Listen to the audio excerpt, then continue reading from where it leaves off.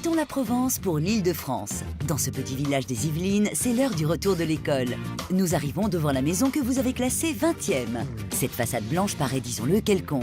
Mais derrière ce lourd portail en bois, surprise. C'est un petit jardin avec une table et une chaise de jardin.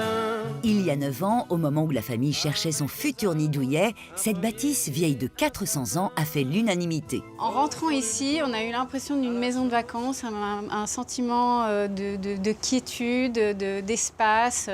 On savait qu'on serait bien ici. Alexandra et Bertrand avaient 30 ans et s'apprêtaient à devenir propriétaires pour la première fois. Quand on a acheté la maison, elle était au-dessus de notre budget, mais elle nous a tellement plu qu'on voulait absolument pouvoir l'acheter. Et donc on a décidé de ne pas faire tous les travaux immédiatement, d'en avoir l'argent pour le faire. Et le fait qu'on n'ait pas un énorme budget nous a incité à le faire nous-mêmes. Alexandra a travaillé 5 mois à temps complet sur le chantier. Quant à Bertrand, il y a passé toutes ses soirées et ses week-ends. Fort de cette première expérience de rénovation, ils se sont ensuite lancés dans l'aménagement de cet ancien préau. Ils ont commencé par en faire une terrasse aménagée. Puis ont décidé d'en faire leur pièce de vie, leur salon, salle à manger, façon loft. Pour cela, il a fallu s'appuyer sur ce mur en pierre d'origine et jouer sur le mélange des matériaux en faisant cohabiter la pierre, le métal et le bois. Le résultat est tout simplement au poil. Avec 3 fois rien, le couple a aussi créé une salle télé en haut de cet escalier.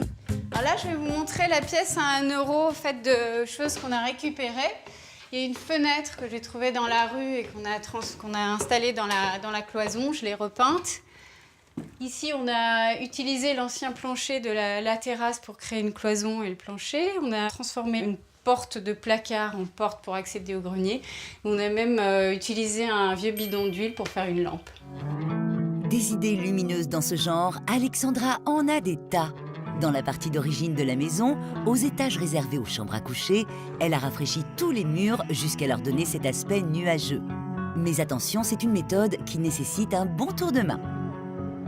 Donc, j'ai une amie qui m'a appris une technique ancienne faite avec un enduit au plâtre. Donc, je l'ai appliqué avec ma main en utilisant ma main comme une truelle et ensuite avec une éponge humide, je suis repassée des dizaines de fois en attendant que ça sèche. Et je suis contente du résultat. Je ne sais pas si je recommencerai. Côté bricolage, le clou de la visite, c'est au 2e étage. Là, le couple a entièrement revu l'aménagement des anciens combles pour en faire un espace dédié à leurs 3 enfants. Dans la chambre de Basile, on a créé un lit suspendu pour qu'il ait de la place au sol pour jouer. Et plutôt que de mettre une échelle, on a créé un escalier avec des petites étagères en dessous. Dans la chambre de Benjamin, il y a une configuration inverse. On a voulu casser la hauteur de plafond en lui créant ce ciel de lit et pour lui faire un petit espace un petit peu plus confiné comme il a 13 ans. Et dans la 3e chambre, celle d'Eliott, c'est un lit imitation cabane avec un habillage en lambris que Bertrand a bricolé. Il s'est servi de la soupente pour économiser des mètres carrés.